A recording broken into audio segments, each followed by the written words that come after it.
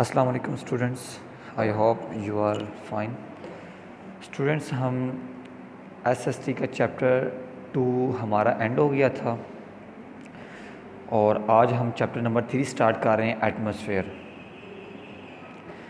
Chapter number 3 atmosphere में हमने क्या पढ़ना है, इस चैप्टर को पढ़ने के क्या क्या हमारे ऑब्जेक्टिव्स, क्या मकसद क्या है, वो देख लें कि ये इस बॉक्स में जो भी लिखा हुआ है, फर्स्ट ऑफ ऑल लिखा हुआ है describe the atmosphere of the earth. जिस प्लैनेट पे हम अर्थ पे रह रहे हैं उसके एटमॉस्फेयर के बारे में बताना। अब इस एटमॉस्फेयर की कंपोजिशन का मतलब है कि इसमें क्या क्या चीज़ें शामिल हैं। जैसे आप घर में कस्टर्ड या कोई भी चीज़ बनाते हो, खाने वाली, राइस बना रहे हो, बिरयानी बना रहे हो, उसमें जो जो चीज़ें आप यूज़ करते हो उन्हें बोलते हैं composition.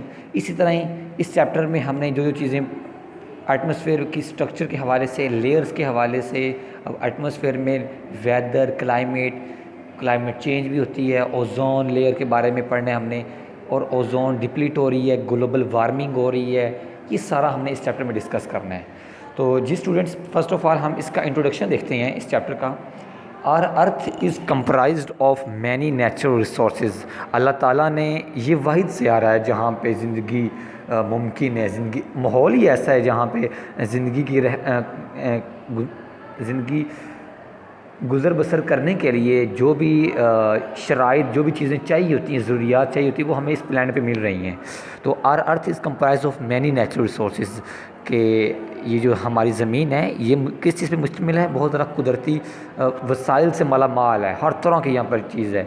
The atmosphere is one of the most precious natural resources that sustain life on earth. कहता है सबसे बड़ी बात, जो सबसे कीमती चीज़ है, वो ये है कि इस अर्थ पे, इस ज़मीन पे एटमॉस्फेयर है जिसकी वजह से लाइफ, ज़िंदगी एग्जिस्ट करती है।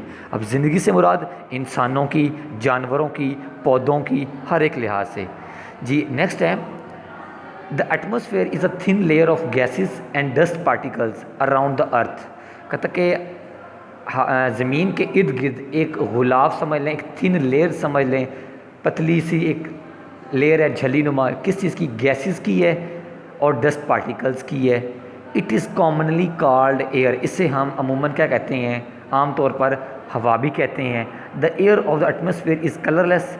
एटमॉस्फेयर में जो हवा है उस इज़ कलरलेस, उसका कोई कलर नहीं है, कोई रंग नहीं है। ओडोरलेस, कोई उसका, ओडोरलेस बोलते हैं, कोई उसकी बू नहीं है, मतलब कोई खुशबू नहीं है। एंड टेस्टलेस, और कोई उसका जायका नहीं है। तो ये है डिफाइन द एटमॉस्फेयर। इसका आंसर यहाँ से है, द एटमॉस्फेयर से लेकर ओडोरलेस एंड टेस्टलेस तक। नेक्स्ट है, it can not be felt unless it move as a wind. आप हवा को, एयर को तब तक फील नहीं कर सकते जब तक हवा चलेगी नहीं। अक्सर गर्मियों में, ये जून जुलाई में, हवा तब आपको फील होती है जब वो चलती है, और जब हवा चलती है, एयर मूव करती है, उसको बोलते हैं विंड। ठीक है बेटा। नेक्स्ट है, द एयर हैज़ वेट। अब हवा चूँकि एक मैटर है, तो मैटर वही चीज़ होती है जो जगह घेरती है और उसका भी वज़न होता है। तो एयर अब मैटर है तो उसका क्या होगा, वज़न होगा। द एयर हैज़ वेट, हवा का अपना वज़न होता है। एंड एक्सर्ट्स प्रेशर, और क्या लगाती है, प्रेशर लगाती है on the earth surface. Earth surface पे प्रेशर लगाती है हवा। अब प्रेशर का फार्मूला क्या, तो मैंने आगे लिख दी है। ये वैसे आपने एज ए इन्फॉर्मेशन आपने आगे लिख लेना है बुक पे, और जो जो लाइंस मैंने अंडरलाइन की हैं आपने वो अंडरलाइन करनी है, जो चीज़ें मैंने लिखी हैं वो आपने लिखनी है। तो प्रेशर का फार्मूला होता है, pressure is equal to P is equal to force divided by area. कि जिस जगह पे वेट लग रहा है, फोर्स लग रही है, उससे हम बोलते हैं प्रेशर। जी नेक्स्ट देखिए, नेक्स्ट हमारे पास है कंपोजिशन ऑफ द एटमॉस्फेयर। अब जिस तरह मैंने आपको बताया कि आप घर में डिशेस बनाते हो खाने के लिए, फॉर एग्जांपल बिरयानी बना ली, पुलाव बना लिया, रशियन सैलेड बना ली, कस्टर्ड बना लिया। इसको बनाने के लिए जो जो चीज़ें शामिल थी, फॉर एग्जांपल मैं आसान से मिसाल देता हूँ, चाय बनाई आपने। अब चाय बनाने में क्या क्या चीज़ें शामिल थी, दूध, चाय की जो पत्ती होती वो, और चीनी, आग चाहिए, मतलब वो तो कंपोजिशन में नहीं आएगा, लेकिन जो चाय बनाने में, और किसी हद तक हम इलायची डाल देते हैं, और कभी कभी तो हम पानी भी डाल देते हैं। तो ये उसकी कंपोजिशन होती है। इसी तरह ही हमने एटमॉस्फेयर की कंपोजिशन देखनी है कि एटमॉस्फेयर में कौन कौन सी चीज़ें शामिल हैं। Nitrogen and oxygen are the two gases which make up 99% of the earth's atmosphere. Atmosphere में जो ज़मीन का एटमॉस्फेयर है, इसमें दो गैसेस हैं, जो 99% है, कौन कौन सी? नाइट्रोजन और oxygen. These are called constant gases. ये जो दो गैसेज हैं नाइट्रोजन ऑक्सीजन, इनको क्या बोलते हैं?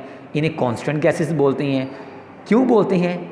Because they are always present in the atmosphere in the same proportions, के वो सेम एक ही तनासुब से, एक ही रेशो से, प्रपोर्शन से पाई जाती, चेंज नहीं होती, इसलिए हम उसे कांस्टेंट गैसेस बोलते हैं। तो बेटा कांस्टेंट होता ही वही जो चेंज ना हो, फिक्स रहे। तो कौन सी दो गैसेस को आप कांस्टेंट गैसेस बोलते हो? Nitrogen and oxygen. नेक्स्ट देखें, अब ये पर क्वेश्चन नंबर 2 भी बनता है, ये मैंने नीचे लिख दिया, which gases are known as constant gases and why. इसका आंसर मैंने लगा दिया 2 वाला। नेक्स्ट देखें, argon, carbon dioxide, neon, hydrogen, water vapours and ozone are some other gases present in the atmosphere. ये गैसेज हैं, ये भी होती हैं हवा में कह लें, एटमोसफेयर में होती हैं, लेकिन ये बहुत लेस अमाउंट में होती है, लेस क्वांटिटी में होती हैं। These gases in smaller amounts do not keep a constant proportion. ये जो गैसेज हैं, ये जो argon, carbon dioxide, neon, hydrogen, water vapour, ozone, ये कांस्टेंट प्रपोर्शन में नहीं होती, ठीक है, ये चेंज होती रहती हैं। एक तो ये स्मॉलर अमाउंट में होती हैं और ये चेंज होती रहती हैं, and therefore they are called variable gases. अब याद रखें, जब ये कांस्टेंट नहीं होगा, ये फिक्स नहीं होगा, तो ये क्या होगा? चेंज होता रहेगा, तो इसको हम बोलते हैं वेरिएबल। तो कौन सी गैसेज हैं? ये वेरिएबल गैसेज हो गई, ठीक है। अब यहाँ पे मैंने क्वेश्चन बना दिया, what is the difference between gas constant gases and variable gases. उसका आंसर आएगा पहले 2 से यहाँ तक, फिर आगे नेक्स्ट आपने लगाना है जी। नेक्स्ट हमारे पास है, अच्छा ये एक आप ग्राफ देखें, ये जो मैंने ग्रीन कलर में सबसे ज़्यादा, ये आपका ना एटमॉस्फेयर है। अब एटमॉस्फेयर में ग्रीन कलर में देखें ज़रा कौन सी गैस है? नाइट्रोजन कितनी है? 78.02। और ऑक्सीजन कितनी है? ऑक्सीजन सबसे ज़्यादा एटमॉस्फेयर में नाइट्रोजन है, और उसके बाद ऑक्सीजन है।